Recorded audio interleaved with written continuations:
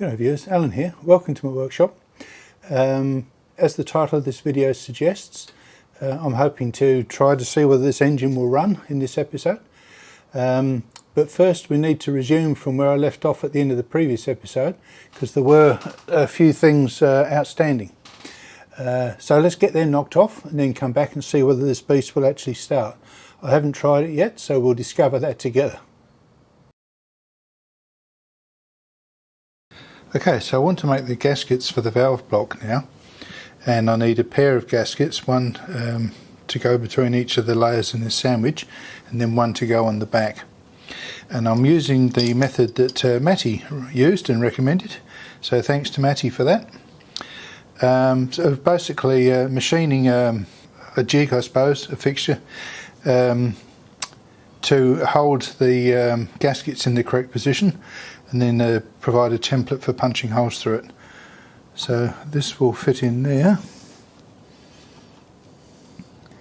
I've made it a pretty good fit. There we go, a bit of fiddling around, but that's sitting snugly in that pocket now. This is just made up out of bits of scrap, recycled, nothing pretty about it.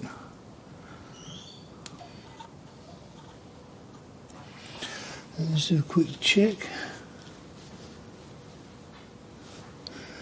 Yes, I can see that sitting down properly all round. The gasket material is 0.4 thick, my recess is 0.2 deep. Off we go. Don't know what speed makes sense for this. I'll just go with whatever it's set at, I think. What is the correct speed for drilling paper?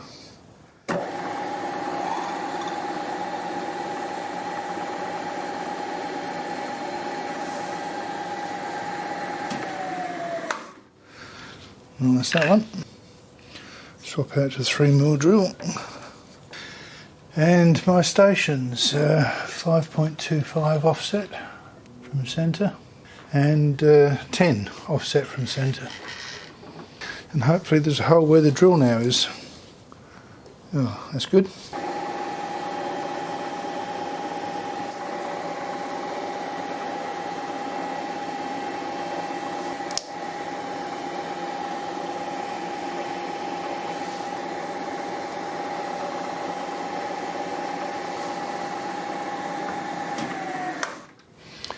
So as Matty observed, there's an hour or two to make the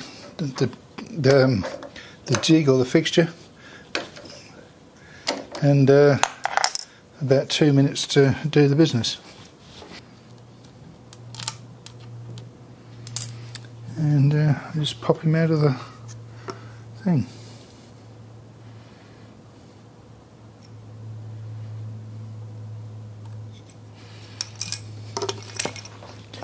Drop the scalpel on my foot then.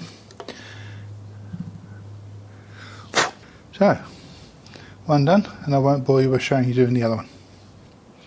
Alright, well I think you can see the gaskets fit just nicely. No reason why they wouldn't, of course. Anyway, it's always good when you get that sort of a result. Alright, finish putting it back together. I didn't get the alignment perfect with this for some reason. I don't know exactly what happened, but something wandered off, and the screws do up alright, but it's a little bit fussy about order and positioning. So I think we're off now. They line up well enough, just not perfectly, that's all.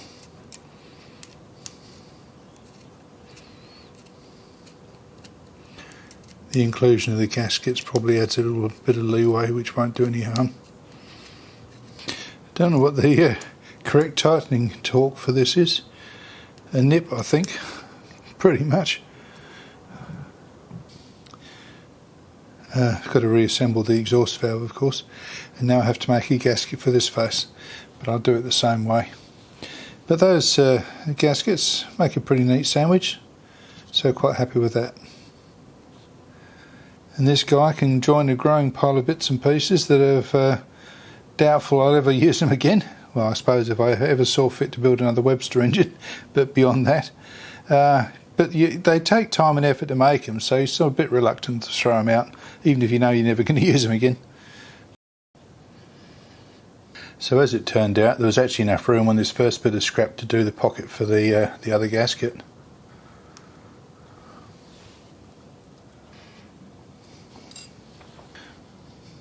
And through the magic of video editing, 3 holes have appeared. And there's our gasket. And as you can see, turned out to be a pretty good fit.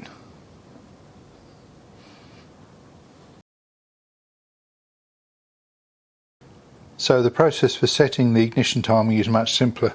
So just reading from the notes, with the points and the ignition cam installed, set the points gap to about 20 thousandths, already done that. Rotate the flywheel until the piston is about 15 degrees before top dead centre. Loosen the set screw in the ignition cam, rotate it clockwise until the points close and just start to open, and then lock everything in place. Okay, so the key is to be able to set the flywheel at 15 degrees before top dead centre. So I might as well reuse the jig positioning thing that I made for setting bottom dead centre. And instead of using a hole 4 or so millimetres above the centre line of the crank, I just put another hole in 4 degrees, same amount below the centre line, which works out at 15 degrees before top dead centre. So that bit's easy, and it's just clamped in place. So we'll turn it around now and set the timing, the ignition cam. So with the flywheel locked at 15 degrees before top dead centre, I believe the goal is to set the ignition points so that the points have been closed as the flywheel approaches 15 degrees before, but then as it gets to 15 the points just start to open, and that's what will issue a spark. So we can see here I've rigged it up to make it easy to see what's going on, an LED across the points. So when the points are closed, the LED is on, and as soon as they start to open, you can see it goes off. So that's the point. It should fire now at 15 degrees before top dead centre. Alright, well let's rig the spark plug up, turn around and see whether that's what seems to be happening. So I've jury rigged a coil, which you can just see in the background here, and the flywheel at the moment is coming up towards bottom dead centre, and as we come around to top dead centre, hopefully you'll see some spark. There we go. And again, in case it didn't show up, about 15 degrees before top dead centre, spark. So I think that's good. So I just had a quick look at the video of that, and the spark didn't show up. I think because the camera is 50 frames per second, the spark could easily be between frames. So I'll spin it over a few times and hopefully it'll get picked up on one of them.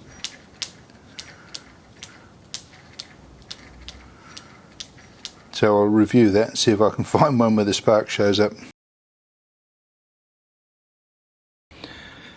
So I'm getting into getting prepared for final assembly here, and so I went back through all the constructor notes and realised that one step I'd left out was doing valve grinding. And I thought, well, before I do that, I'll make up a test rig, which you can see here. So that's the exhaust valve block, and a couple of other bits which allow me to, with the Schrader valve, allow me to pressurise the cylinder side of the valve and then check for leaks. I think you'll be able to hear that when I pressurise it, there's a definite leak down. So the question, where's that leak coming from? And we'll put a little bit of TRC there and repeat the test. And you can see it's actually coming out through the gasket. Now you can't see this, but I can tell from the device I'm using to put the pressure on that that isn't even getting past 20 psi. This was done with 2 new gaskets, and the screws are done up reasonably tight. I mean, I haven't taken them up to thread stripping tightness, but I would have thought they were tight enough. And the way that those air bubble pattern is looking, it really looks to me like the air is actually sneaking out through the gasket. So the gasket isn't airtight. So I have to have a bit of a rethink here on what to do for a gasket strategy. Because if the air is in fact coming out through the gasket, then gasket sealer each side of this gasket isn't going to help. And for interest, this is the gasket paper that I've been using. So for the purpose of experimentation and troubleshooting, I'll try making some gaskets out of this Garlock material. I used this for the cylinder head on my Briggs & Stratton compressor project. It's certainly thicker than I would have intended to use, but I'll make a couple of gaskets out of that and see what difference that makes. Well, the new gaskets have solved one problem. It's not leaking here anymore. So hopefully you can see it's not leaking around those gaskets anymore. So it means it is in fact leaking around the valve. So now I can start thinking about doing valve grinding. Worthwhile exercise though, to discover the other gaskets that I made were no good. So given how small these valves are, it's obvious that no ordinary valve grinding kit's going to work. So what I'm going to do is I've got a pin chuck here. I've caught the end of the valve stem in the pin chuck, and I should be able to put a little dab of valve grinding paste under the valve head and twizzle it backwards and forwards. Yeah, I did it all by hand I think, because it's so small. Anyway, let's see how it goes. Remember about valve grinding paste is it tries to go everywhere you don't want it to.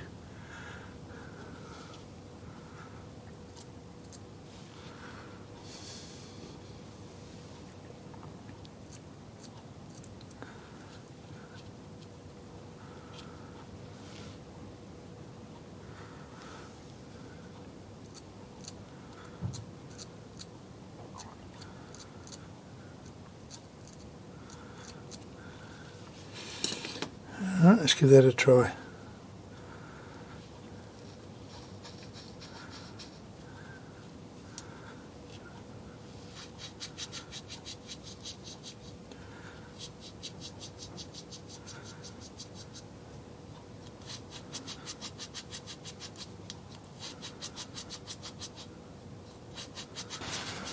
I remember from boyhood that the idea is to try to make sure the valve grinding paste doesn't get on the valve stem and into the valve guide.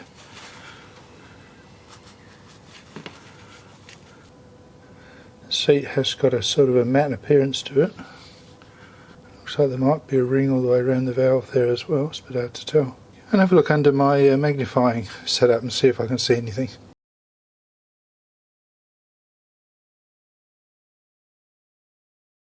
So I've reassembled it after the valve grind, and let's see what happens. I don't know whether you can tell, whether your ears can pick it up. Probably not. But the bleed down now is very much slower, and I can get that up to, let's just turn this round. Yeah, just over 60 psi. So after fixing the manifold leaks and grinding the valves, compression's gone up considerably.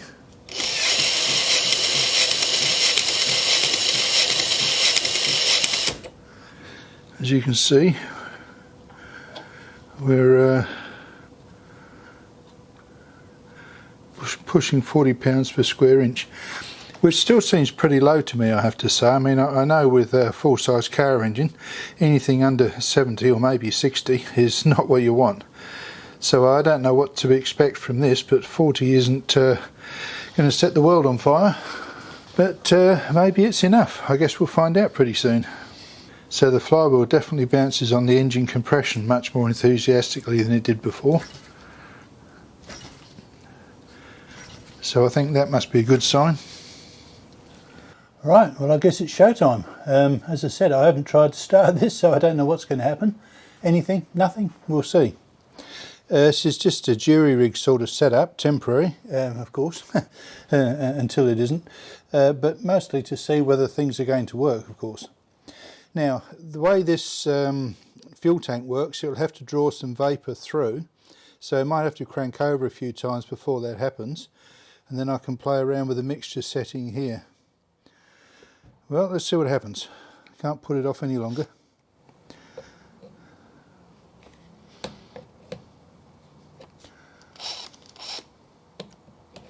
Bit nervous, I've got to tell you. Oh, it popped.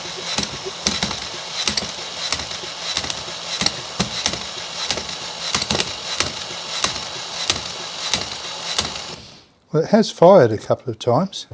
Let me close this up, make the mixture richer. I don't know whether that's what's appropriate or not at the moment.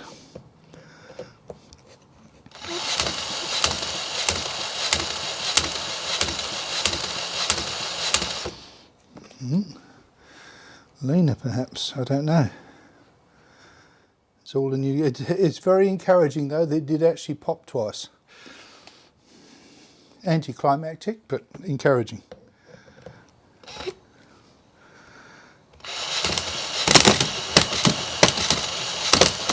See, it's kicking the starter out once in a while.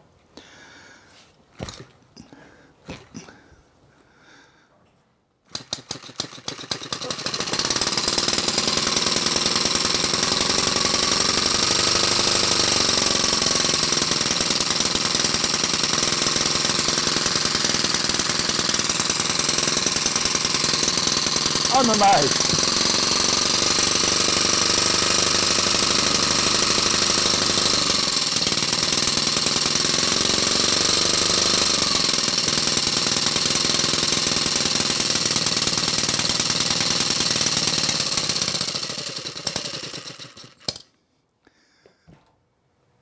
I'm absolutely staggered. Whoa. All my electrics have gone crazy here too, so I don't know whether I actually recorded anything. Oh dear.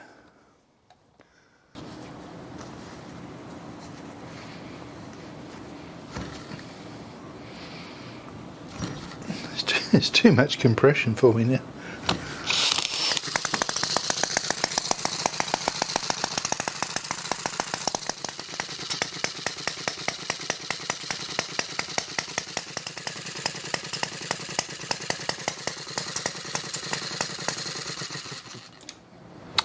Well, I've got to be pretty pleased with that.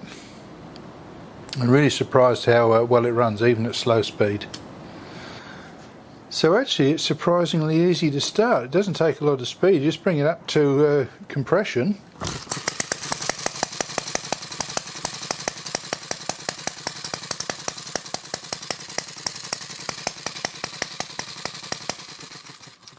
And it's as easy as that.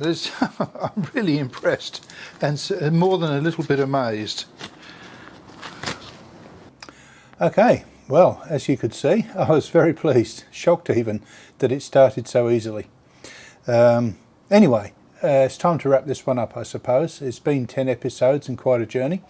But I particularly want to thank those viewers who've stayed with me and offered helpful suggestions and support. It's been very much appreciated. And perhaps a special call out to Matty because he's given me some particular advice and help. So cheers, Matty. Just the last word, the compression has come up a lot. And now, if you can get hold of the flywheel, which isn't easy because it's pretty slippery, it will actually start pretty much first pop, bringing it up to top dead centre. It's not connected up at the moment, so I'm not going to try to do that. The fact that it's so hard to grab hold of the wheel, it's not that much of a problem to have, I don't suppose. One thing that did surprise me, perhaps it shouldn't, the electrical interference that comes off this thing is something fierce. The moment it starts sparking, my notebook computer, which is standing nearby, just it's off in la la land.